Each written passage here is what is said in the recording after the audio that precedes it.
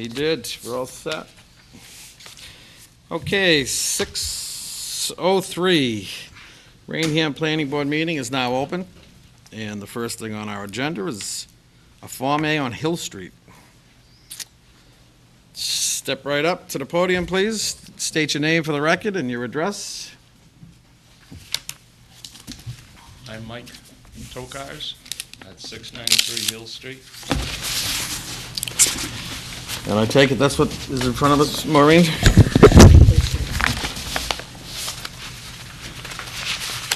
Are you here representing yourself? I am.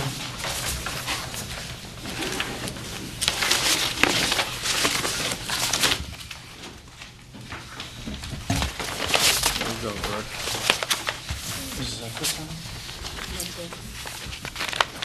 All right. We see Hill Street. There's two parcels on Hill Street. I own both of them. I'm just trying to exchange some square footage from the larger one to the smaller one. No change in the conformity or anything. They both conform now? Yes, they do.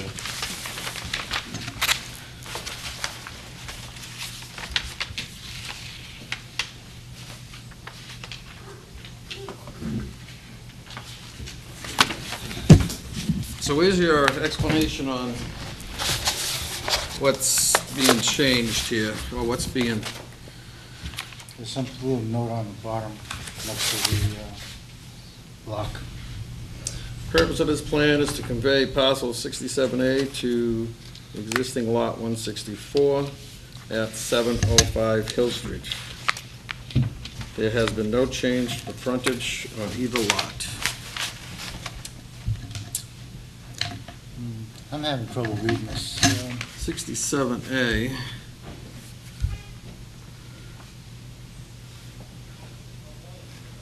To 164.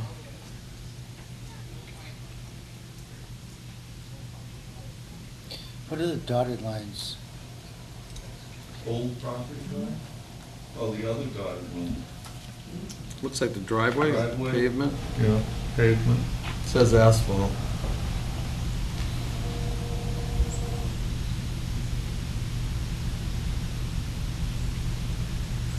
Well, I presume the purpose of this is that part of the septic system is on the wrong lot? Yes, that would be part of it. It's just to make the smaller lot a more comfortable size for the house that sits on it. Okay? It's And over 8 acres, I think. in all. there's a house at 705, and then there's another house at 705 rear, and they've been there for how long? Mid-50s. Mid-50s, okay. Yeah. And they're both occupied, Yes.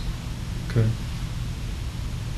Anything about wetlands anywhere? The wetland delineation on the left side of the plan. Way down back. Oh, yeah. There's a stream. Stream, okay. John, any questions? Just these three.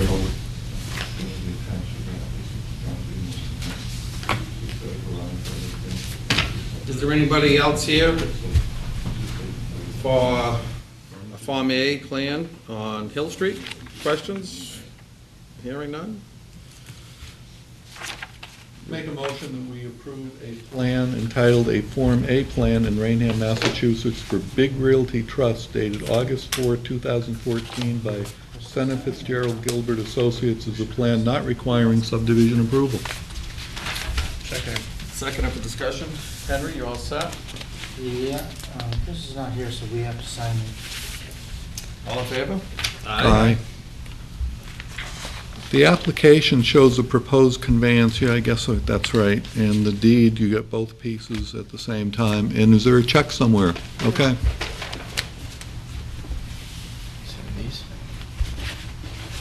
Yeah, you signed, we have to sign them all. All? We got three, You got three? yeah? I have two. Who's gonna want one, so you sign those. Sign them all? Okay, sign them all.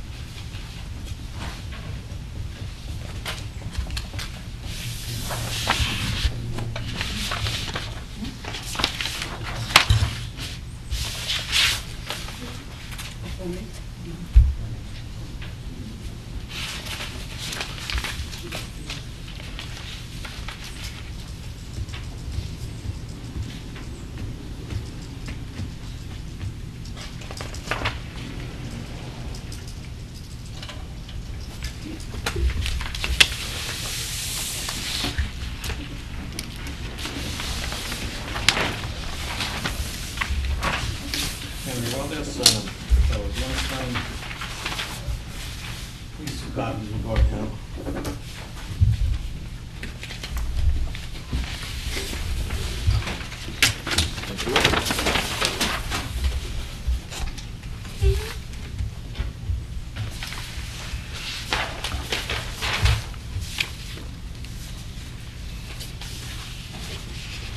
If we appoint, if we appoint a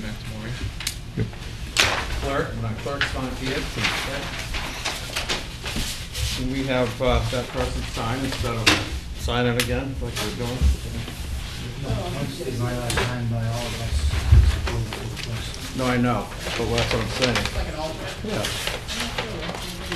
Oh, the mountain. Yeah, some boards have that. Is there like a zoning bylaw or something? We're keeping 3 of those, Yeah, 3, all right. and he should have I have another couple over here. those Sort of sign. signed by Two signed. you and me. I want to just sign these last 2, and then he can take those with the Mylar.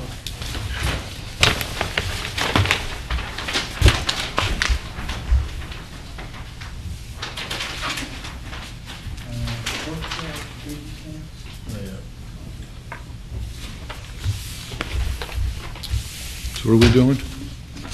No, that's just, These are keepers? yeah, that's all going back to him. These are all going back to him. Okay. You have 2 plans that are fully signed by the board, Both of those can go down and that then you way. have the signed Mylar to be recorded. All 3 of these go back? Yeah, one's just blank, the other 2 are signed.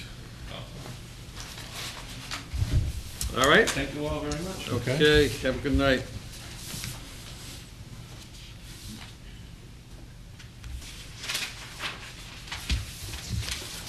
Henry, if you want to just put your giant cup in that one, and that Maureen is for Form A. Okay, next, abbreviated site plan, 252 Britton Street. We have a notice to be read. Public hearing, meeting notice amended in accordance with provisions of Mass General Law, Chapter 40A and Article 13 of the Raynham zoning bylaws. The Raynham Planning Board will hold a public hearing on Thursday, August 21st, 2014, at 6:05 p.m. at the Raynham Veterans Memorial Town Hall, 558 South Main Street, on an application for an abbreviated site plan approval submitted by Sean McKenna, Assistant Vice President of Rockland Trust Company, Rockland, Mass., for B&D Construction, Taunton, Mass., to allow the construction of an approximately 2,118 square foot office addition into an existing multi-use building at Locust Property 252 Britton Street, Assessors Map 4, Lot 11, Raynham. A copy of the application and plan are available for viewing at the Town Clerk's Office and Planning Board Office, 558 South Main Street, during usual scheduled business hours. Any persons wishing to be heard or interested in this proposal should appear at the time and place so designated. Raynham Planning Board, Daniel Andrade, Chairman. It's published in the Taunton Daily Gazette on August 5th and August 12th of this year. Okay, thank you. This is the old Dyer property, I think, on Broadway, correct? Corner of Broadway and Britton Street. Okay, so whoever is going to speak, presenting the plan, state your name for the record Dan DeRosa, owner of B&D Construction. and your current address. My current address is P.O. Box 1177, Mattapoisett, Mass. My company address is 61 Rear Stevens Street, Okay, and East Taunton. your engineer, might as My well get it out of the way engineer at front here. Ken Motta, I'm a senior project manager with Field Engineering. Okay, thank you. All right, so this was in front of us, oh, I'm sorry, Burke. Who owns the property? The band? I own it now. I passed papers August 7th. Okay. So why is Rockland Trust?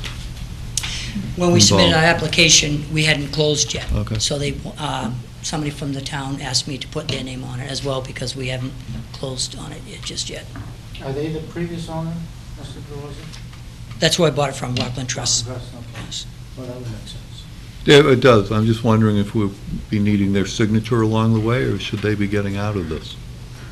They should be getting out of it. I'm not sure how you do it, but. I'm not either. I Go had ahead. this- I had their signature for the application. Yeah. That was the start of it, and then they felt that I was on my own since I passed papers. I could get Sure their they signature. did, they got their money, so they don't care. You are on your They're up and own. running. So I feel like I'm having deja vu. We were here last night in front of the ZBA, and we presented our project to the home of 252 Britton Street. And I'll just give you a quick little rundown of what I plan on, or I intend to do there, if possible. It's going to be a office space. We have, that's going to be made up of a couple project managers areas, a salesman room, conference room, my vice president, my office, a kitchen area, lunch break room, and secretariat. There'll be no storage there. It's mainly just for office. And on the upstairs, we have a one-bedroom studio apartment to keep it the mixed use that it is today. Now, that one bedroom is staying, it's existing now, and you're gonna keep it a one bedroom? Yeah, it'll be completely remodeled, but yes, it will be a one-bedroom studio apartment. So now, everything that you just explained, what you're gonna have on the first floor, is that all going in the new addition, or is that in combination with the existing house plus the addition? In combination with the existing house. We plan on keeping as much as we can. There's a back addition that the Fieldstone Foundation is deteriorating. We can't use it, so we'll be taking off the back section of this home to add on the addition and make it all one. Henry, The whole you got a first- question? Yes, what were you before the Board of Appeals for? To go, it was, I believe it was to, it was a non-conforming mixed use that we had to, we were extending into that. So you needed a variance, is that why you're before them? Kenny can probably speak to that better Yeah, than mine. It's an expansion of the existing non-conforming use, right, for the office So area. did you get a variance from the Board? of We got a Appeals? special permit, yes. Special permit? Yes, they did vote on it. Thank you. So, you have, that's your footprint, do you have plans behind that? I do. I have with me, there's a rendering of, we wanted to make it fit into the neighborhood as best we could to conform like to a house, and make it look like a house. And we plan on just trying to, we're in the remodeling business, so we kind of want to show off what we do. So we wanted to fit the neighborhood as well as show people what we do. We've never had an opportunity before to have visibility in all the years I've been in business. And we did put together a committee to seek out some spots where we'd like to move to. And this was a spot that we really thought would be good for us for visibility. The town of Raynham has always been good to me. We've done lots of work here, and we feel like that this is a good spot, would fit into the community well. So you're having your offices here, where are you keeping your equipment from your old site?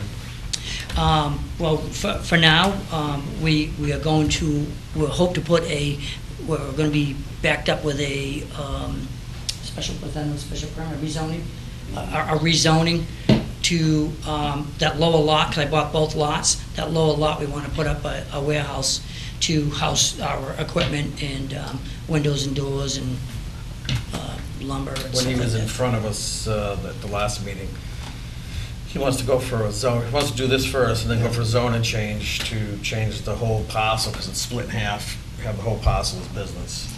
That would not be spot zoning? Well, I don't believe so, because 138 is, the only real residential piece is the middle, and even that's residential, but it's a residential D district also that we created. No, that wouldn't be spot zoning because half the parcel's already zoned business. Mhm. He's just looking to rezone the second half business, so it's all Right, but business. off of his piece, Right. just in general for, It's- not even if his piece was the only piece on 138 that was half business and half residential, it would Right. still be considered spot zoning This is on Britton Street, right, not 138? on both. It It fronts, fronts on Britton Street and has some frontage on 138 as well. No, it's very attractive. Plus, we've been working on the Route 138 zoning for quite some time now, so this will actually fall right into, what our future plans are for 138. Is there anybody here from the audience that would like to see the plan, that's here for, can you see, do you know what's going on for the? Yes, we do. Okay. Do you have, would you like My to? husband and I. Oh, wait a minute, wait, just, if you would like to say something, please state your name for the record. My name is Barbara Marie Renzi. My husband is John. We own Center Glass. I also own a consignment shop. I've known Dan and Laurie for over 30 years. I've done business with them. They're very reputable people. They keep their word. And I'm happy to welcome them to the neighborhood. Very I'd good. like to say something also. John Murray, Renzi, Center Glass. of Yep. course. Dan and I talked about what he's gonna do, and I think it's a great improvement for the property itself, and like you said, he's gonna lend it to the neighborhood residential area. And I have no qualms about Danny being my neighbor. He's a wonderful guy, and what he says, he really does, so. And as far as the building, if he intends to put a building up down below, that's not a problem with us at all. Okay. Thank you. Anybody else? Yes, ma'am. Hi, I'm Janet Bacuzzo, parcel 410, the immediate abutting neighbor to this business. We share a vegetation line, which was all covered last night, and I feel as though actually being next to the property will be probably the most affected, and I really think it's a great idea. I've been there for Dire Oil for all their years, and their vehicles coming and going. And already the improvements within the week that he's owned it has just been outstanding. And as I said, just being right there and on it, and 138, being able to see everything from the top of the hill, I just think it'll be an amazing addition to what has kind of taken over back there. Yep. And I think it's great. Well, that's very good, thank you. And I would suggest for both of you, or anybody else that is from Raynham that's for it, to show up at the town meeting for the zoning change. Because that's where, that would be phase 2, I guess you could say. And not to get the zoning change, I think would be a very shameful thing for the town and for 138. So, when the town meeting comes up, is the zoning change going on for the fall meeting? Yeah, the date hasn't been set yet, however, it's usually the last Monday in October, and that's the 22nd, so that's probably the most likely date for town meeting. We'll probably be holding a public hearing for the zoning change, for the rezoning at the meeting on October 2nd. So that's another date that the supporters of this project want to keep in mind, is the planning board will hold a public meeting on the rezoning on October 2nd. So, just for all the supporters, just make sure you show up at the town meeting, because sometimes the votes in the town meeting, nothing's a guarantee. And I think I mentioned that last time, and so, thank you for speaking in favor. And is there anybody here opposed to?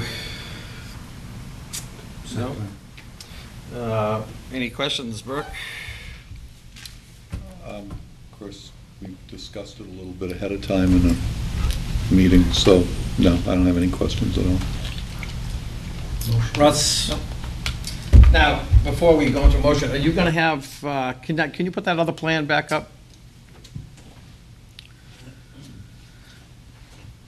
And I think I asked this last time, but just to, now that the plan's in front of us, that parking area that you show on the plan, that is existing, correct? Yes, Okay.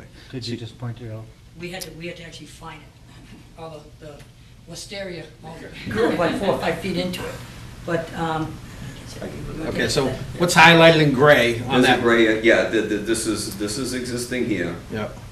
That's servicing the existing building, and there's also the crushed gravel parking field that's, on the adjacent lot here, right alongside of the stone wall that you can see from Britain Street. So you have nobody who's going to be parking up against the building, or your entrance going into the new park or the All old the new park? parking is going to be here. We do have one designated handicap space here, because we do have to make the building handicap accessible, so part of the scope of work is going to be to construct a scissor ramp to make it there. No, there'll be no parking up against the building here. There is parking available along the Route 138 side of that stone wall. And by. Now, that's existing parking. That's existing, for- yes. we used to park- We're not creating any new parking spaces for the Okay. project. Last question, lighting. Are you planning on seeing that you are into a residential neighborhood? What are you gonna have? You're gonna have light poles, lights on the building, spotlights? Any highlights on Parking poles? that I'm aware of.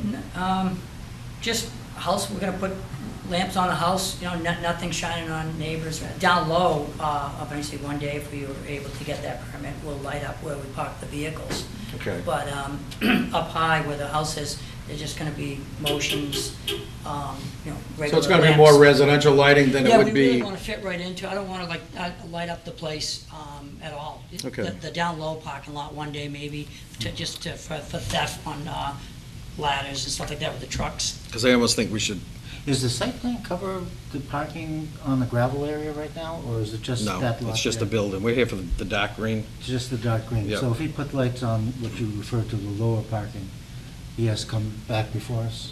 Yeah, he would have Yes. to, he would have to. Yeah. And I think with this being in front of us, where this is trying to be more residential, I think if we do make a motion on it, that we should mention something about lighting, not to have any foot candles going over the property line, just like we normally would.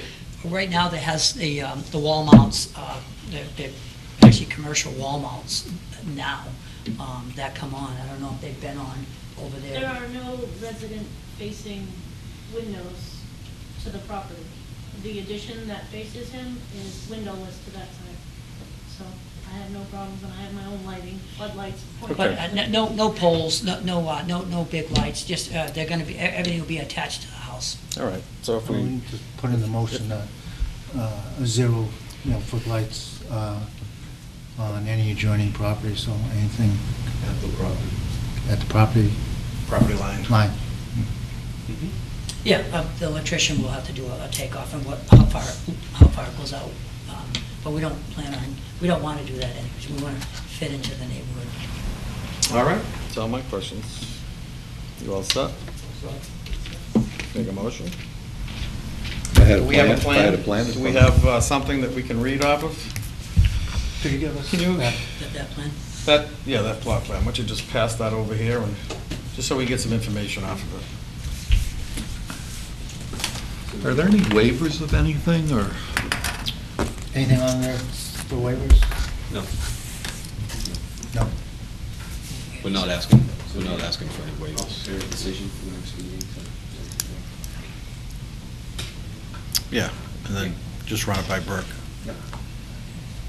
I make a motion that we accept as an abbreviated site plan, the plan entitled Proposed Site Development B&D Construction 252 Britton Street, Raynham, Massachusetts, by Field Engineering Company, Inc., dated July 25, 2014, as revised July 31, 2014. Second. Second for discussion. Any discussion? Hearing none, all in favor? Aye. Very good. Thank you very much. Congratulations. Thank you. I appreciate it. Good luck with it, and hopefully we see you back here for the next building. July 31st. Thank you. And with that, if you excuse me, I have personal issues All right. that I have to deal with, and I'll be leaving. Do we have copies of that plan? We do. Okay. Okay, very good. Thank you. Take care. Thank you. Okay, next on the agenda, we have a public hearing. How would you like to read the public hearing? You got two? It's already, Oh, this is a continuation, I'm sorry. Thank you, Henry. Gentlemen, I will see you at our next meeting. Yeah, we have a continued public hearing for Carlton Street subdivision. Step right up. Do you have some plans? I do. Carlton Street.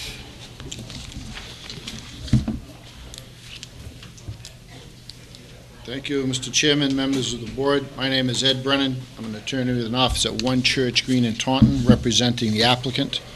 As the board may recall, we've been here a couple of prior meetings, and we have not yet opened up the public hearing, put any evidence in at the public hearing, pending some opportunity for our engineer to respond to the town's consulting engineer. I do have the responses here with me tonight, and Do you want to give testimony tonight with only 3 of us here? where'd Henry go? He went, He's gone for good? yes. Would you like 30 I thought he seconds was to think going about to the that? men's room or something. Let me just confirm our Sure. intention with my client. Yeah, you talk to your client, we'll do a few other things. I have a question. I've got the Board of Appeals notices in front of me. We already talked about that one. 1635 Broadway. Kennedy? You are correct. Okay, that was approved last night. What's that all about? Waiver of frontage, for short 10 feet of frontage. Yeah, so what, They go from residence to business, so they lost the non-conforming status. okay. He's gonna put a plumbing business in there. Somebody was doing a plumbing business It was a year him, or two ago. yeah, it was him, he lost, the variance expired before he. Oh, okay. Oh, so it's the same It was a piece of redo, property? basically. Oh, I was wondering. that's up on the right-hand side. I'm still, nothing against him, but 140 feet of frontage for a commercial property is just not enough. Someday, maybe we'll change the zoning on Broadway, someday. But that's way up on Broadway. That's already business and industrial. Well, I know, but you know what it's like. Every 100 feet, 150 feet, you can have a commercial driveway with cars going in and out. That end is even faster than this end. Yeah. More wide open. Okay, Mr. Oh, Brennan. thank you. Well, I think it would be wise, and my client has requested, that we not go forward, put any evidence in with just 3 members. I will, however, give to your secretary a copy of the latest response letter from Silver Engineering to B&T and a copy of the latest plan, so you'll have that on record. So when, do we have this No, this is, response? this is dated, it's still warm off the press. All right, so that's kind of good anyway, that, because we're going to have to review this to begin with. Right. So there's really not, to go forward. Well, let me submit the original, the revised drainage calculations and comment letter, and I'm going to leave with you one of the revised plans. Can we, I remember the last time that Beals and Thomas letter was awful lengthy on a lot of, it was like reading a book. Yeah. Can you send us those, so come the next meeting, send Chris and Henry? And including us, just so we can, everybody can be refreshed on what Carlton Street is all about. So when we open this hearing up at our next meeting, we'll hear from abutters, we will hear from John, town departments, and then let's, Do you want everybody give me the letters back tonight so I can redistribute? I would. Okay. We can, yeah, we'll do that before we go. Okay. And that way there, Then I'll email it to you also. yeah, because this is the second time third time he's had once was on them and twice was on us, so. If you, I can scan the latest comment letter and email it to each member, if that's maybe easier for all. It's up to, I would rather Maureen make that decision. I just want to make sure that it gets, I'll send that out next week to you. Do we Yes. have abutters who have come in for a hearing tonight? We'll Okay. Explain to them what's going on. So, what they're gonna do is, we're gonna continue this again. It was continued at the last meeting, because we didn't have we only had 3 members, I believe. In the meeting prior to that, there was a personal issue with the engineer that he had to ask for continuance, personal or family issue. So that's where we are tonight. We only have 3 members, 2 members, one had to leave and one wasn't gonna be here, so. Being, he would have to get all 3 of us to say yes to the plan in order for it to get approved, where if he has 5 members, it's, I believe it's gonna be majority or a 4. So, he's requesting that it gets continued, And we are going to grant him that request to continue it into our next hearing, which is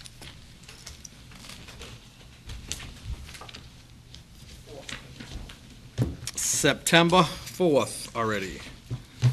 So we're going to move this to September 4th, and we're going to put it on for, we'll do 6:15 again.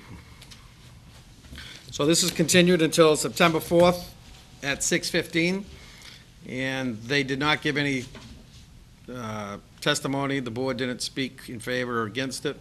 We have not seen it, so we're not asking for any input at this time because nobody has given input up to this point, and we will hear that at the next meeting.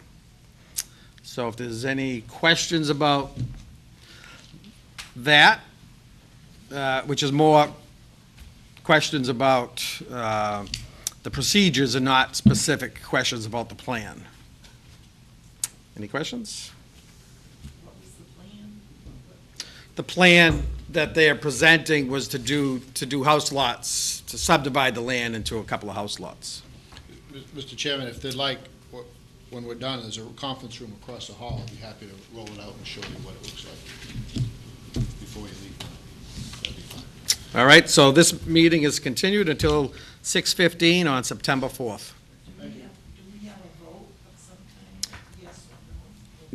No, what you do is on September 4th, you can come back in front of the board. We will hear testimony from the engineer, and then we do ask for, people that have questions or people are opposed to it or in favor of it, and then we'll listen to everything and see how that fits into our rules and regs, and then we'll make a decision at that time. All right, so we will listen to, what you have to say and your concerns, so you do have a say. We do have rules and regs that we have to follow, but if there's current issues, water issues, drainage issues, if there's something going on, we need to know it so we can incorporate that into a plan if it does get approved. It's not something you'd want to hear right now. No, we can't take testimony right now. So on September 4th, please come back and I'll ask you to state your name, I'll ask for your input, and then you can tell us that at that time.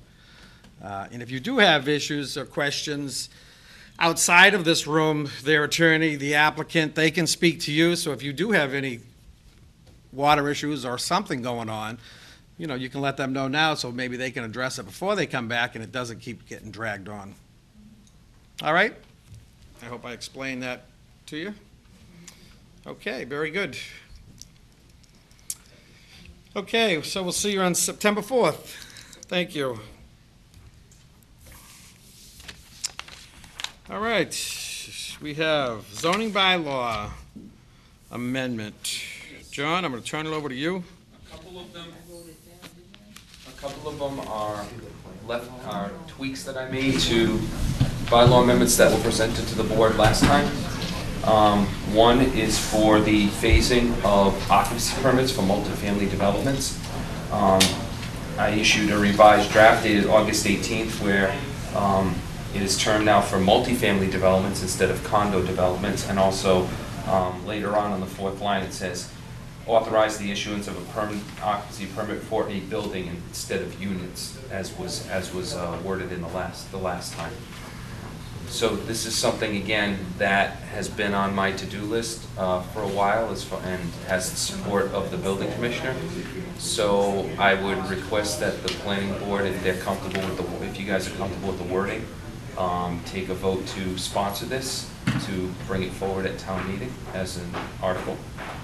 So we don't have to have a public hearing on this? We will, Okay. we will, but first you would vote to sponsor it, so I can submit it to the selectmen. September 19th is the deadline for that, and then we'd have it as a public hearing at the meeting on October 2nd. Okay.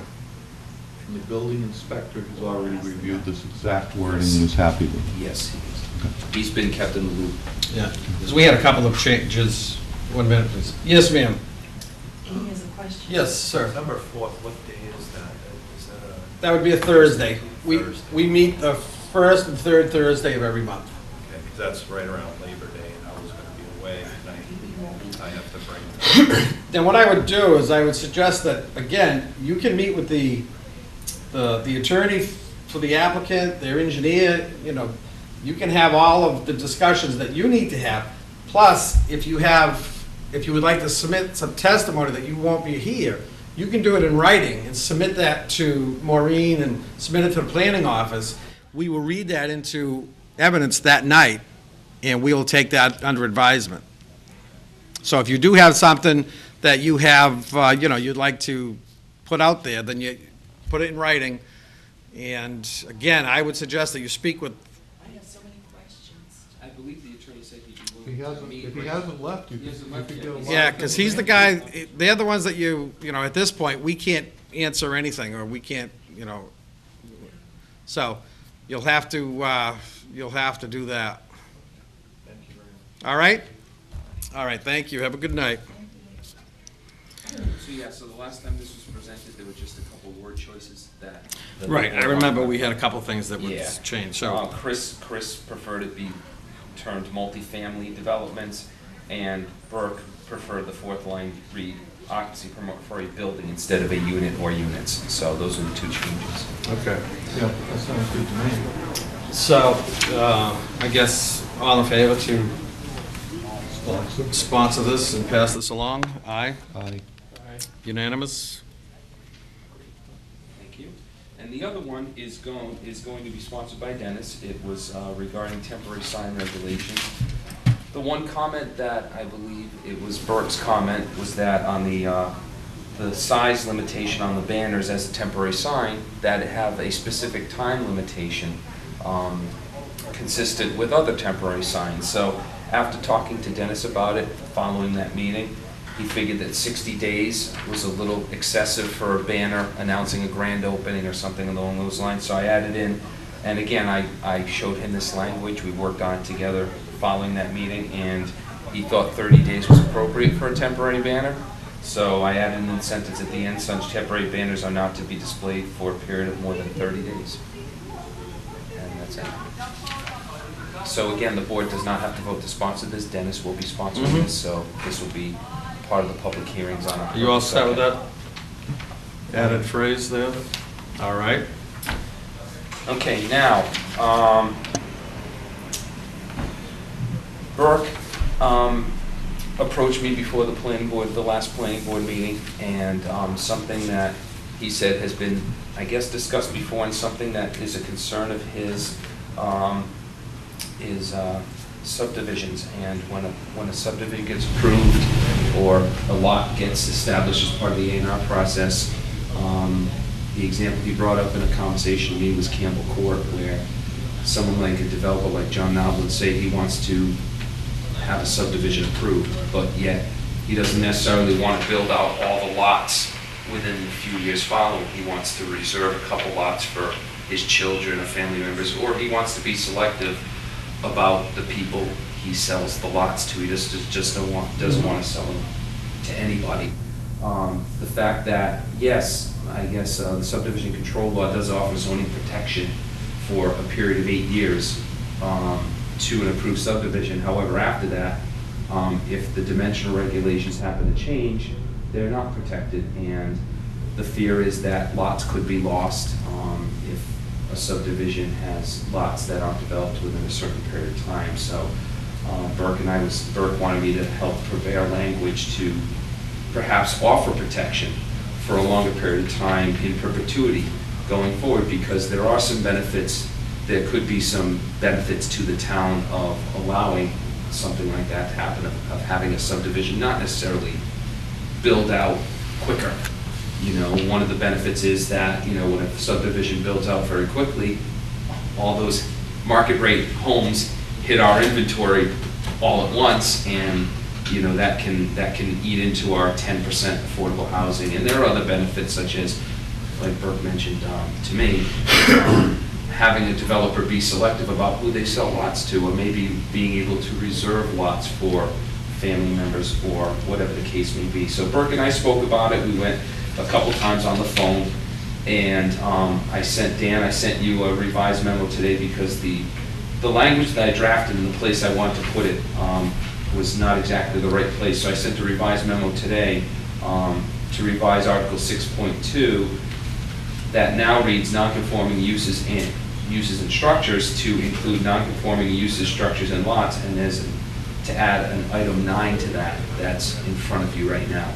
And it simply reads that the minimum frontage area and front, side, and rear yard setback requirements listed in Article 5.1 shall not apply to any single or two-family residential use in the Residence A and Residence B districts only, that is shown on a deed, on an approved subdivision plan, or on a plan bearing the endorsement approval not required under subdivision control law, and said deed or plan being duly signed and recorded at the Registry of Deeds that conform to the existing zoning requirements at the time of approval. So simply put this to the board for discussion purposes to see what you guys think and what you One think. thing on that third line, 2 family residential. The word use, buildable lot. It isn't really use that we're trying to protect. Yeah. It's It's a dimension, buildable lot. dimension requirements. Gotcha. So it should read buildable lot. Well, I think. For discussion, if you subdivide land and you want to do exactly what you're saying, you might have some kids coming up or whatever, and someday you just want the availability to be able to sell them as buildable lots or build on them. If you were to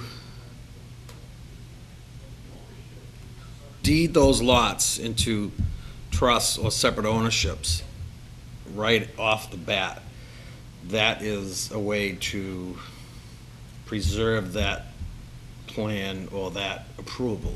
Is that right? Checkerboarding is what it's called. Okay. So there is another way. So what we're doing is we're not creating something. Well, checkerboarding isn't a total black and white. Okay. There's a case about 30 years ago. Developer checkerboarded, and I guess we were going into a recession or something. So he deeded every other lot to his wife. And the court said, "We think you two get along just fine." Denied. Your zoning protection isn't there. Okay. So I know in the past that's, you would have it in a trust, or you would, have a separate LLC to do the same thing. So if this is doing, exactly that, just you're doing it by right, then, Yeah, I don't. what you're talking about is just, it's not an absolute guarantee. And I think it's, from the town's point of view, when I have a builder client, I always tell them, get everything built right now, don't lose your zoning. Instead of that, they can do it slowly. Now, let's say you have a builder who usually just builds a house a year. So he could buy 10 lots and say, for the next 10 years, I'm going to build a house every year and not have to worry about that. And I think it's only fair. You've got somebody paying taxes on a buildable lot for 10 years, 20 years, and then when they finally go to sell it to cash in when they retire, they find out it's not a buildable lot anymore after the town has gotten thousands and thousands of dollars out of them. Yeah. So I think from the town standpoint, it keeps somebody from having to build out a subdivision. So it can slow the pace of development in the town. And on the other hand, for the individual, they know they have protection. And the town's getting paid for a buildable lot. Right. So, Well, and we're and not supplying any services until it gets built. Right. And the town isn't necessarily giving away the farm because there are other aspects of a lot being buildable or not buildable. So, Hold that thought. These tapes getting shorter? Now, it's 45 minutes per side. Wow. there's wet, if there are wetlands issues, or if it doesn't perk and things like that. So dimensional requirements are not the only factor in building. Well, generally though, if the time doesn't generally come into play, if there's wetland issues, court issues, No. probate issues. So, I guess my only concern would be, thinking of a subdivision, we've always since I've been here, we've always told people, you have X amount of years, 4 years to get your subdivision done. You have to come back in front of us. And the reason for doing that is because the more traffic, trucks, bulldozers that drive over those subdivision roads are getting loosened up, getting sidewalks. Things are not generally completed until all the houses are done. In some cases, we do have a couple of builders in town that do complete everything and don't build out the whole subdivision, which is fine. But how do we protect the town if you know what I mean? Because we've always I know pushed exactly what you people mean. to get Yeah. things done. So Yeah. I just want to make sure we have something that we can. It just like though, like on North Main Street, public road, there are some unbuilt lots. And on other streets. I think we protect them in a subdivision the same way we protect them on a public road. And we talked about this. And am I correct that the building department through the highway I haven't department had a chance require? to- I haven't Okay. had a chance to I check on that believe yet. that a bond is posted, so that if you bang up the road, you will pay Exactly. for it. Well, right, security, passbook, something would be posted at time of approval, so they could in turn go and finish the road, only, and still have two or They three. get the road done and they got lots, when they go to pull that building permit on that nice finished road, they're gonna be required to put up a bond in case they beat the road in the. Oh, in the- another bond at Yeah. the time from the highway department, Isn't right. that the way it is now? Yeah, he You build requires a something on the- $2,000 bond for the road opening, a road repair, or whatever they label it. Yeah. So we do have a way to protect it. I had to do that when I built my house on Britain Street. That was my concern as well, was the roadway. And, in one of my conversations with Burke, I said, today, I said, well, the board could, they don't necessarily have to allow, the developer could finish the road before all the lots are built. And there's nothing the town could, potentially wait to accept it as a public road until it's built out. That's another option. The town doesn't necessarily have to accept it, but that is, Well, yeah, but then the developer will have to keep his bond open until that time comes, and that's. And over a 10-year period, as we know, the cost of things go up all the time, so will the bond be enough? I almost think it's gonna regulate itself, it's one of those things that it's gonna work for a certain piece of land or. Serious developer who comes in and he wants to bang out 50 houses Right. and get out of town and move on. Exactly. It's gonna be more for smaller people who are doing, well, like Campbell Court was tied up in court. When you get somebody who wants to save a couple lots for their kids, or again, like the example of a builder who wants to get a piece of land and build a house a year, and he just knows the price of the land isn't gonna go up on him. Right. Now, on residential, so we're gonna change that for A and B. If B, I'm not sure that it would change that much over time, because B is a little different, requiring additional square footage for how many units you have, parking spaces. I guess if we're good with it today, then we're saying we're gonna be good with it That's what I'm saying. in If- 20 years from now. If it was good enough for today, and the person who's paying the taxes on it for the next As a separate lot. 10 years, 15 years, they ought to, in my opinion, be able to go in and get a building permit. And again, we're raking in tax dollars for all those years, and not paying not supplying any services, so the town makes out. The one thing I will say, if the board chooses to support this and go forward with this, is in speaking to Dennis Machado about this, we're gonna have to sell Dennis on it, because on the surface, he wasn't too keen on this, so. I'll talk to him about it, I don't know that I'll sway him, I'll talk to him. Yeah, and again, there are multiple ways of doing exactly what we're talking about. Yeah. And if you have, there's, I don't want to mention any names, but in Taunton, there was a gentleman who since passed away. He spent his entire building life, and he died at the 75, 76 years old or older. He stayed in one area, one spot, in his backyard, right off of William Street. his son's still there building it. You know, they just go and put in a road, and they have, you know, enough, and they just, you know, keep going. And he may have a road up and have 5 or 10 house lots, and he might only build, depends on how busy he is doing other things. That's a unique situation, and that's great. Right.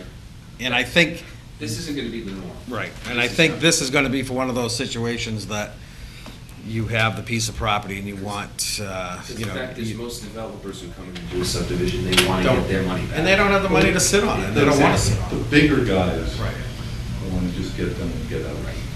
Okay, so, Okay, so, The way this is, excuse me, the way this is written though, does it say basically any lot that's a buildable lot right now will forever and always be a buildable lot, regardless of where, if it's. dimension, it'll protect the dimensional aspects of it, the setbacks and things like that.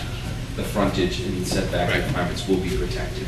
so if a lot has wetlands on it, the wetlands is creeping in over 10, 15 years, then Right. now that becomes, possibly be a non-buildable lot from whatever.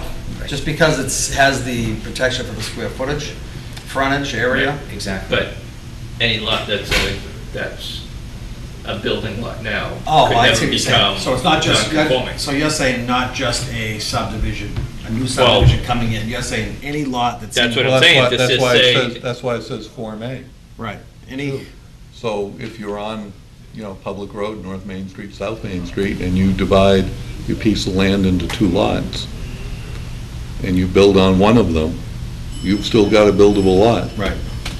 So, and this is- Forever and always. And Well, you know, Wetlands as aside. far as dimension Yeah, requirements. dimensionally, yeah. it can never become non-conforming. So again, you know, if I had a client who was doing that, I'd tell him, you gotta sell both lots and get them built right now, before they change the zoning on you.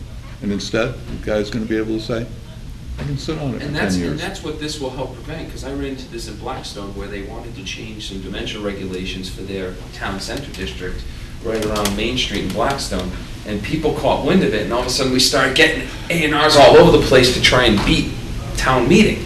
So this will probably help prevent that too, in some instances, and, you know, we're not opening it up to every single lot, it's just in residential A and B for single or two-family uses, so, Yeah, but it makes it, like, I know what you're doing, like, I think, and I'm with you on it, but I'm just, when I was reading it, I'm like, so if we'd ever decided we wanted to change zoning requirements in Residence A, it's not gonna change anything, because everybody that has a lot that's good now, if we changed it to 80,000 square feet, if- they're still good. If it's a lot that's sitting by itself, and they don't own any of the surrounding land, right. they're protected anyway. You know, so I wasn't, trying to give you a heads up on it all. So it's somebody This is who only- owns. yeah, this is only gonna a be if you have multiple couple pieces. next to each other. Right. If you have a piece of property that's on an existing street, that's a Farm A lot today, that's where it's gonna, you know, that lot will always be conforming. I mean, you're putting something in place, but we've always, it would be no different if they built themselves a house there and we changed the zoning. You would have, it would be a non-conforming lot size. It's grandfathered in under But you non-conforming. need to conform to what you can conform to. Like if dimensional setbacks and everything change, you need to conform to those, don't you? Only if you had 2 lots sitting next to each other. If you just had a piece of land and it Yep. conforms today, Yep. you don't own any of the land around it, and they change the zoning, you've still got a buildable lot. And it's Because you- illegal. Because. And if it's a legal lot, It's grandfathered. But if you had 2 lots next to each other. Right, you might have to combine them. They might combine them, and now you've only got 1 lot. So now you need to build 2 houses when you didn't want to. But, for clarification, so if, whatever our setbacks are now, if it's 40-foot setback now, and somebody had 1 lot sitting by itself, and we decided we wanted to change it to 50 feet, are they still 40 feet? they'd be grandfathered in. They'd be Right, you grandfathered can't- in. Well, and keep in mind, probably along that street, let's say, you know, there's 10 lots, Majority of them. and they've all been built at the 40. Right. So if you change the zoning, now you got somebody who's sitting back in the people's backyard, Right. instead of being, you know, And like I said, I almost think this is gonna self-regulate itself, because it's not gonna be for everything, everybody, all, it's, I think it's gotta be one of those things that it's gonna protect the person that doesn't wanna overbuild around him in a rush.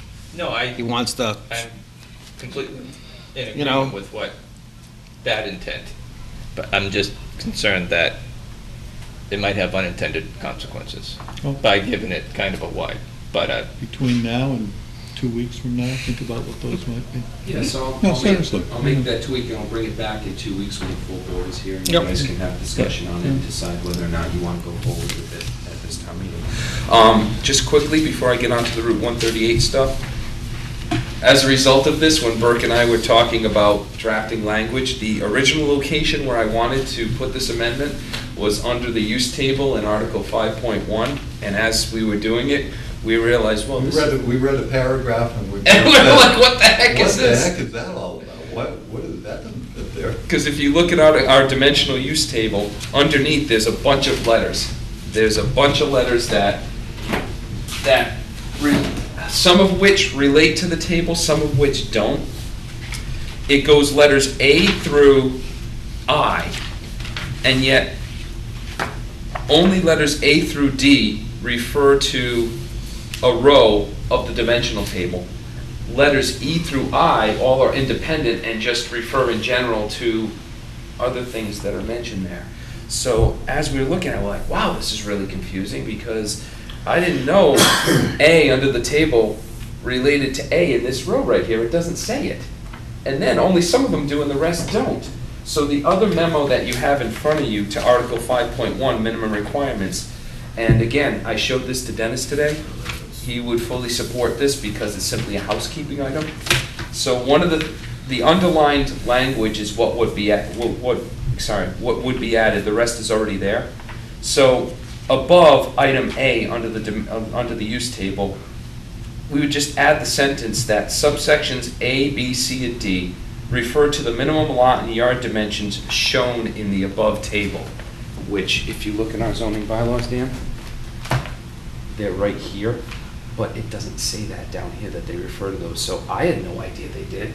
Burke, I don't think, did. I didn't know what it Well, if we referred did, to. we would have changed it. Exactly. Yeah. And the other thing that caught our attention, and the reason this came up, was you read item B and it says, to be measured from the right-of-way line, da-da-da, and we're like, what's to be measured from the right-of-line way? What is that talking about? And that's what sparked all this.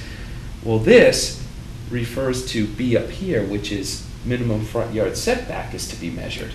So in addition to that sentence, what I propose is, item B, you add at the beginning of that sentence, minimum front yard setback to be measured, blah, blah, blah, blah, blah. Can't we just do that very simply by, I mean, that's fine, I don't wanna confuse things, but where it already says B, can't we just put, table referenced? Because if you say B, then you're referencing the table. All of these should say table referenced above or something.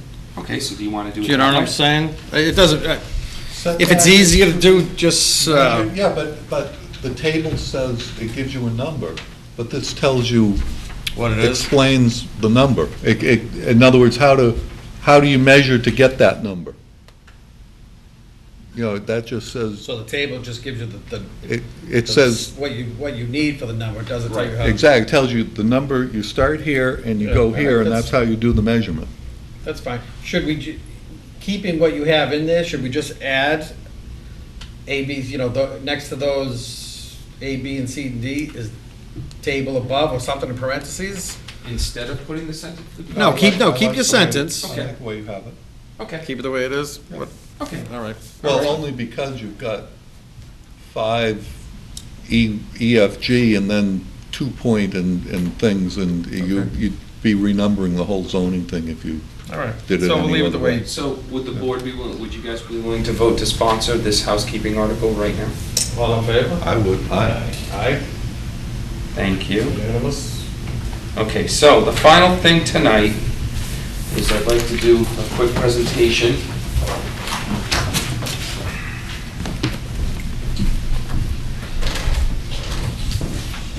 I'm literally dripping over here. Oh, it's warm here tonight. Okay. All right, this is something that's been worked on by various entities, various people over the years. Obviously, one of my top priorities when I got hired about a year ago was Route 138 and zoning.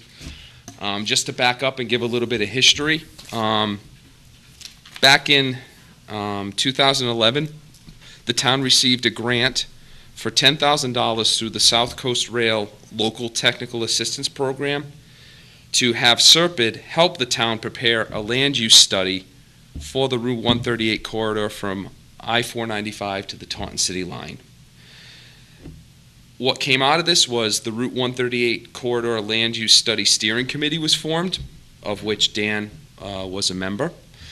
And the result was, in June 2012, land use study. Grant King from SERPID led the efforts with this committee. And on page, I believe it's 35 of this document, it analyzed all sorts of aspects of the corridor: the land use of the corridor, the ownership patterns of the corridor, traffic patterns of the corridor, zoning of the corridor and how they relate to each other. And at the end of the day, the steering committee came up with planning tools or recommendations going forward. They came up with different levels of possible evolutions of the corridor, possible scenarios that were most likely, maybe possible, things that are more remote. The first planning tool recommendation in this document made was to recommend that a mixed-use overlay district be studied by the planning board and added to the town zoning bylaws. And the purpose of the overlay district is to provide additional development options for property owners along this corridor while maintaining the underlying zoning. The committee ended up being inactive from June of 2012 approximately to September of 2013, at which time they were reconvened. I started in August of 2013, so shortly after, put the committee back together to begin meeting and discussing this project. We met monthly from September, October 2013 through April 2014 and worked on the development of a mixed-use overlay district. There was a lot of discussion, a lot of information exchange in an attempt to reach a consensus because the committee was comprised of different people. Dan was a member. There were business owners from Route 138. Anthony Macedo was a member. Peter Emond was a member, as well as residents from the Route 138 area. Finally, in April of 2014, after working with this committee on a monthly basis, it was discovered that no one had ever actually reached out to the residents who live in this residential Z zoning district right smack dab in the middle of this corridor. So after speaking with Dan and other committee members, they gave me the blessing to start talking to the residents along Route 138 because nobody had ever asked them what they wanted, what they saw as the future of 138 or how it would impact them. So that's what I started doing. So over the past few months, of the 35 property owners that live in the residential D zoning district on Route 138, I've been able to speak to 31 of them. One owner actually doesn't live in the house. They live in New York, so I couldn't get in touch with them.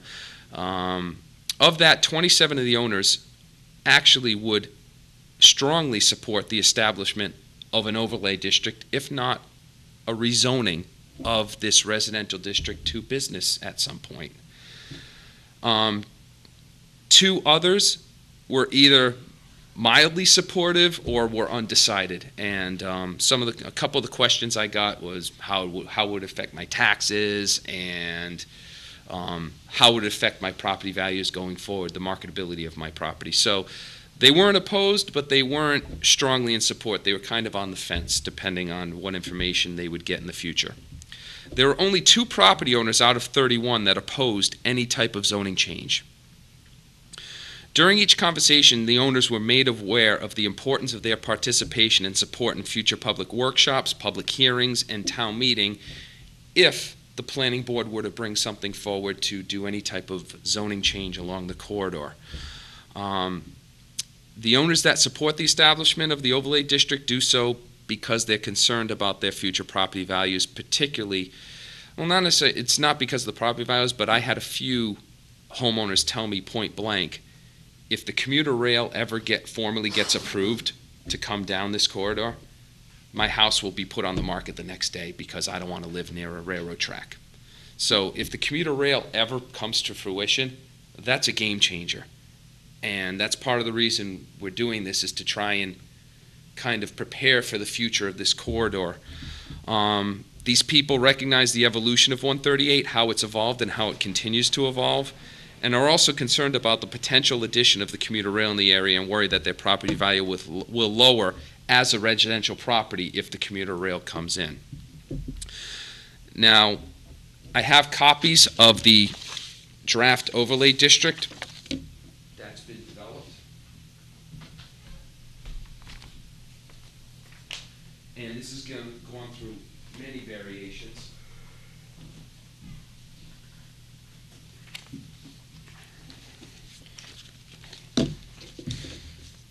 And basically what this would do, it would allow by right and by special permit the uses currently allowed by right and by special permit within the residential A, the residential B, the residential D, office development, and designated development districts. But it would also prohibit certain uses like residential subdivisions, motor vehicle sales, and also dining or restaurants with drive-through facilities, because in addition to expanding potential uses for property owners along Route 138, the other thing we want to be aware of is the fact that there are residential neighborhoods right behind a lot of these properties that front on 138, so we want to be aware of that, and we want to try and protect those residential neighborhoods as well. And one of the big concerns that came out of the meetings with people who live not necessarily on 138 but near 138 is drive-through facilities and restaurants, Dunkin' Donuts, McDonald's, Burger King, those type of high-volume drive-through facilities that are open late at night. That's of particular concern to them. And also what we decided to do is not, at this point in this draft bylaw, change any of the dimensional regulations that are already on the books. Again, in order to try and protect those residential neighborhoods that are behind properties that front on Route 138.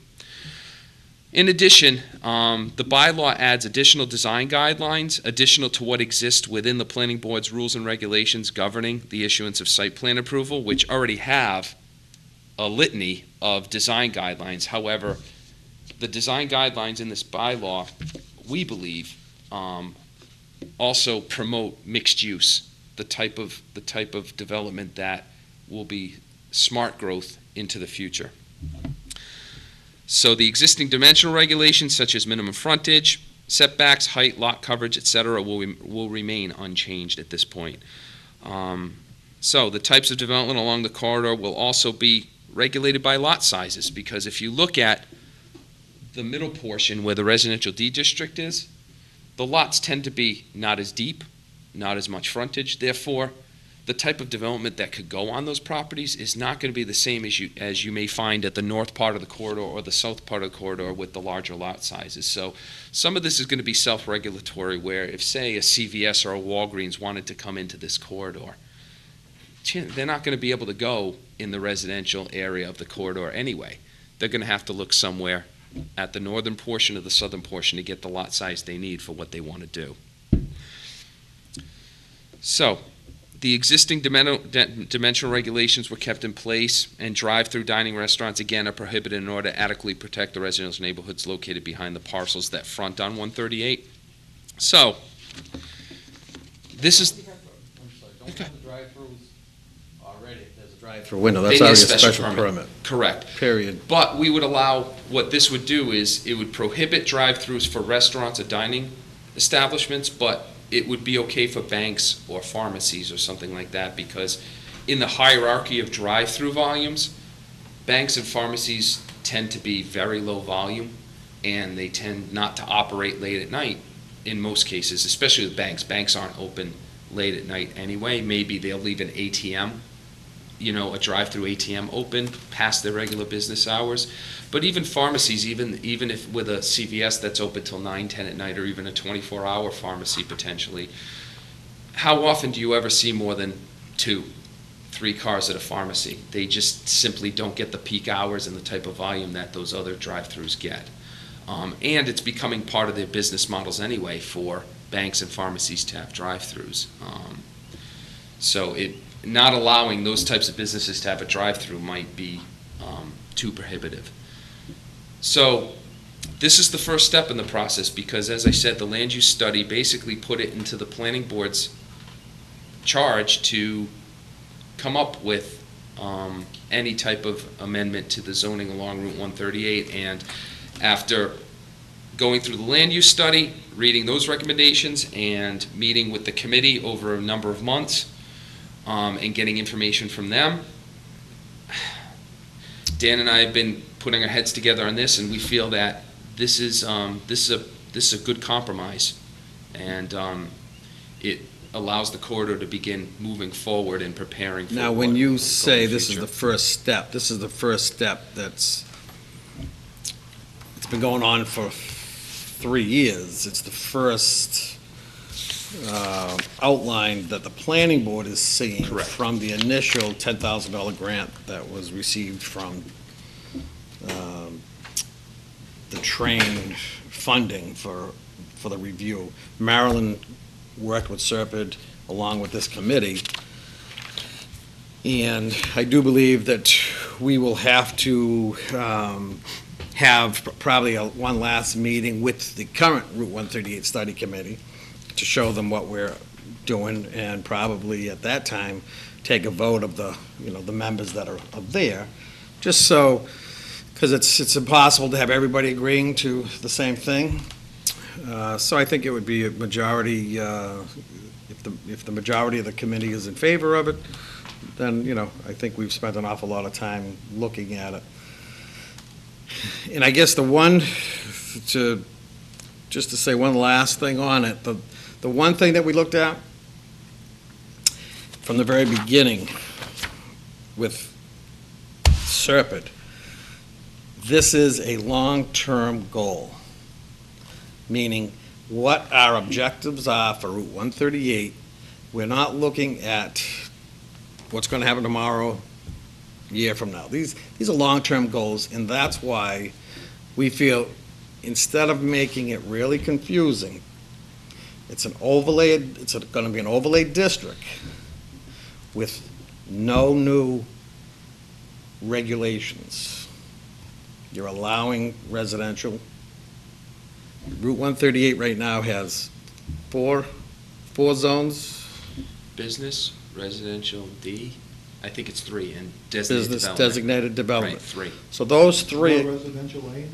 No, not that properties that front on 138, no. So those 3 that currently are there are going to be allowed throughout that area and not spot. Because what's happened over the years, they've been spotted. One, this board created residential D 10, 11 years ago. Didn't work. At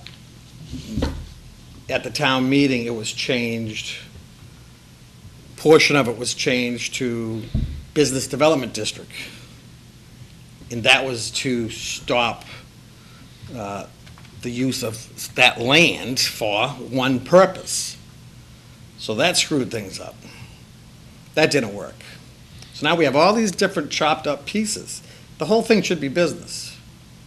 So there's just too many, and this has been going on for like 20 years. There's too many identities along this corridor to say you're going to do away with 2 of the identities and just make it all business. It's just not going to happen. So by opening it up to the 3 that are there on that entire section, same rules, regs, same setbacks, same everything, then it's a very simple zoning. This would be an overlay. This would be a zoning overlay district, not a zoning change. Wording is going to be very simple. setbacks requirements, everything's not gonna change. There's not gonna be a big, And I, to do at town meetings, so will the overlay district, could the overlay district change down the road? Now that, if it does get approved, then I think we can look at, okay, what's this overlay district?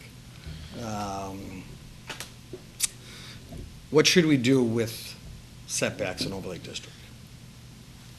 Then that's something that we can look at. And I think, Dan, when I first took this over, and Grant King came to the first meeting we had and seeing what he had proposed, I think what he had proposed and some of the current concerns of some of the committee members, there was a very wide gap there. And I think by keeping the dimensional regulations where they are, I think that takes away one of the big points of contention that came up during the meetings was rear setbacks and protection of those properties behind the properties that front on 138. That was one of the big things that a couple of the committee members were really harping on during our meetings, was that rear setback and protecting those properties and everything, because one of the initial proposals by Serpide was, well, if you want to create a mixed-use village feel on 138, then you allow the buildings to come close to the road and you put the parking behind, you do things behind, and that opened up the argument of, well, geez, then what are you going to do to protect those neighborhoods back there? And we just got caught up in minute details about a few feet here and there. We spent 5 meetings trying to figure out what the regulations were going to say in this overlay district. And it just got so defined on everything. It brought it so far away from what the initial intent for that overlay district to be. And that's when we said, well, maybe we're best letting property sizes take care of themselves, open it up to the 3 districts that are currently there. Step 1. Let's get it to business. So the areas, the spots that are big enough to have business should have business. Ones that are too small, then we get into, you're not gonna get a business to go there on, even if they buy 3 houses. They're still gonna currently still have to fall under the business setback requirements, square footage requirements, height requirements, all of that. So, I think well, and then we start protecting the town going forward, it's going to self-regulate just like it's currently doing. And we start getting into really fine details of, well, what kind of retail do we want? And then someone said special retail, and somebody else would say, well, define specialty retail. And now we started to get into fine details. It got to be so fine-tuned that it, like Dan said, it just... A cigar shop versus a jewelry shop. Yeah. You have a glass ball, basically, and you're saying, okay, well, let's let a cigar shop come in, but let's not let, liquor sales. So it was becoming to be too regulated for a corridor that is already a cluster. It's a mess. You can have business here, but you can have residential there. You can put a 10-story office building with a 3-story parking garage at the very end, at the very beginning of 138. But you can't do that 200 feet down the road. Well, when we went back and looked at the land use study, it became apparent that, wait a second, this committee was really formed to bring forward that land use study with the initial grant. So really, to go forward with some kind of zoning bylaw amendment was really put in the hands of the planning board by that committee unanimously. So, and once we went back and started talking to the residents who actually live on the corridor, I was amazed at the level of support. These people like, yes, please, please, please do something with my property, because I'm fearing that as a residential use, my property value is going to be nothing in the future. And I think when Richard McCarthy was here, it was just the opposite. And I think that's why we came up with residential D. Because at that time, we did have some people saying, I don't want my business, I don't want my property residential. We're living here, we've been living here, our children have grown up here. Well, these are, 10 years later, a Walmart later, Yeah, Thinking about retirement later. thinking about retirement later, 3 sets of lights on 138 that, that we were able to get, the improvements on 138. Time has passed, and I think this is a good initial step. Yes, Burke, you have. I understand overlay districts in the sense of floodplain, water protection. I'm not getting what we're overlaying on top of. You're saying we have zoning now, and we've got all these different uses all along. What is it we're putting on top of that? If all those different colors Yeah. on the corridor Yeah. are all different uses. Right. So what we're proposing, from the Raynham Taunton line to 495, Yeah. the overlay district, if the purple area, if I want to do what is in the brown area, Yep. in the purple area, Yep.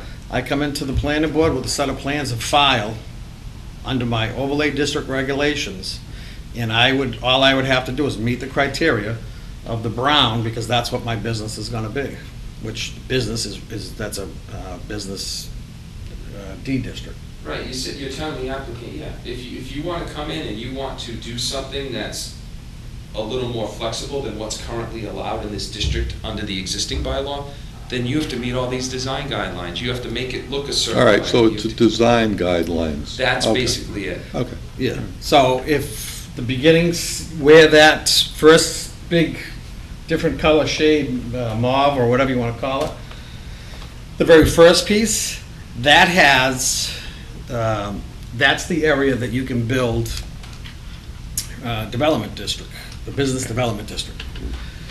Okay, well, if they want, by having that as an overlay district, if they want business there and not just resident, the office type building, they could do a business there.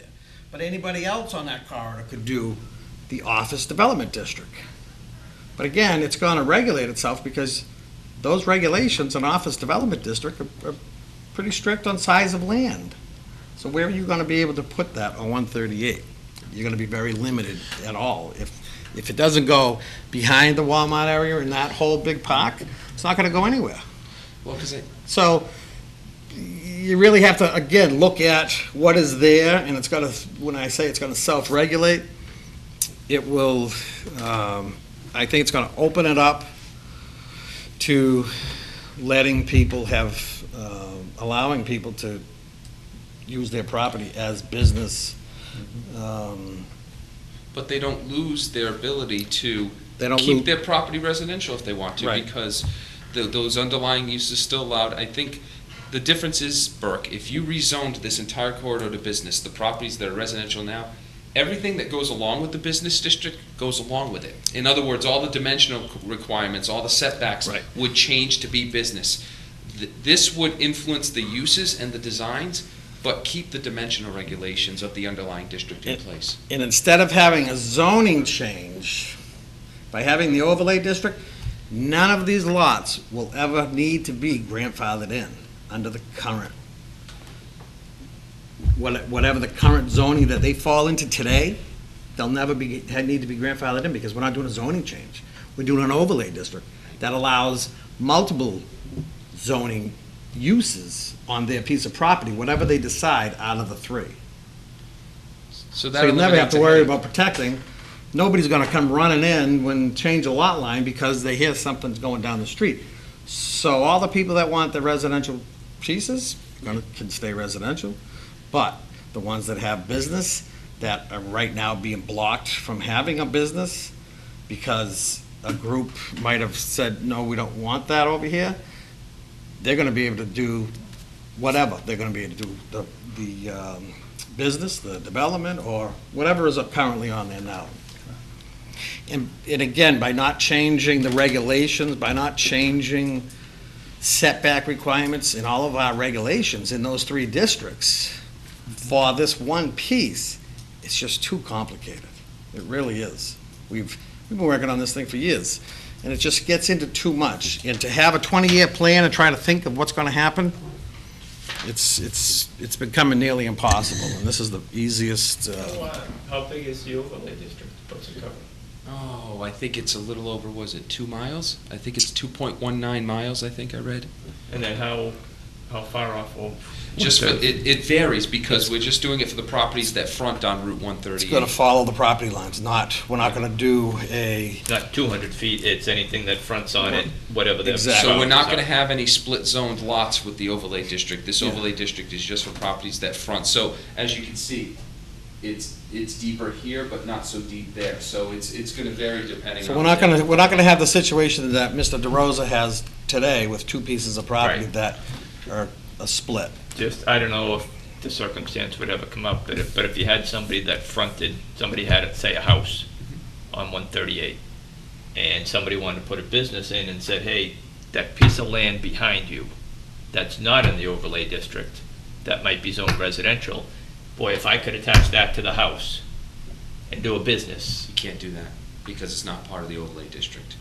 See, that's the protection, and that's what a couple members of the committee were concerned about too. What if someone comes in and they want to buy up some properties going down, say, First Street or this street?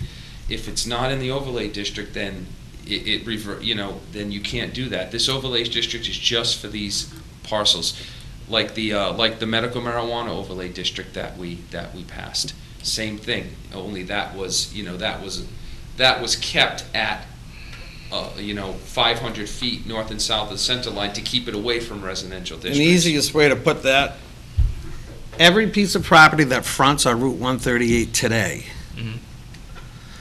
will have the same exact requirements, except expanding two other types of uses to that piece of property. They cannot expand beyond that if it's zoned different today. Just like if it's, you have a piece of property, it's business, and behind you is residential, you're not gonna buy it and add it to your business piece and have a bigger piece. You can't do that now, and you're not gonna be able to do it then with the overlay districts. The overlay district is only is following the same property lines. And the reason I say this is the first step is, this is the first step in that Dan and I are presenting it to you guys tonight. Obviously, the full board's not here just now, so this is the first step in presenting it to you guys and having you guys take a look at it over the next couple weeks and to begin discussion of it and maybe tweaking of it if with questions and comments you may have. Then the next step in the process, if we manage to get the planning board support of this, is, like Dan said, to call another meeting of the steering committee and bring it before them and see what they think. And then we hold a public workshop potentially and bring in all the property owners that I spoke to, all the property owners that live in the residential D district, to present it to them and answer their questions. Some of the questions I got: how will it affect my taxes? How will it affect Even this? before we do it, I would suggest that we have, we meet with the 138 committee. Mhm. We bring it back in front of the planning board. We work up the zone and change, and we go to town meeting. We have a public hearing instead of having a study committee. And Oh, yeah. because it's going to be, you would have to go to an auditorium to have. Oh, you mean a public workshop with the residents? Yeah, having a public Okay. workshop. I think that can be done through the public hearing process. Okay. And I think that it would be fine if we are just initially getting started, where we have been working on this for 4 years now, 3 years, 3.5 years. I think we're not on our first step, and we've had a lot of input from Serpent. We did get another grant. We've had 2 grants, correct? I'm not sure. I know of the one grant for the land use study. I tried to apply for a subsequent grant to continue their participation in it, but Serpent said that's not how they like to do Okay, these so the grants. second one was just on us. Yes. So that's where we are. If it flies. I make a motion, we waive the reading and approve the minutes of August 7, 2014. Seconded. All in favor? Aye. Thank I you, make a John, for motion that. to adjourn. That was very good. I think exactly the way you put it, I think it should be going forward, because that was clean and simple. Okay, motion was made to adjourn. All in favor, aye? Talk a few people on First Street And- into accepting it, you'll be. Meeting Can you guys grab adjourned. those windows?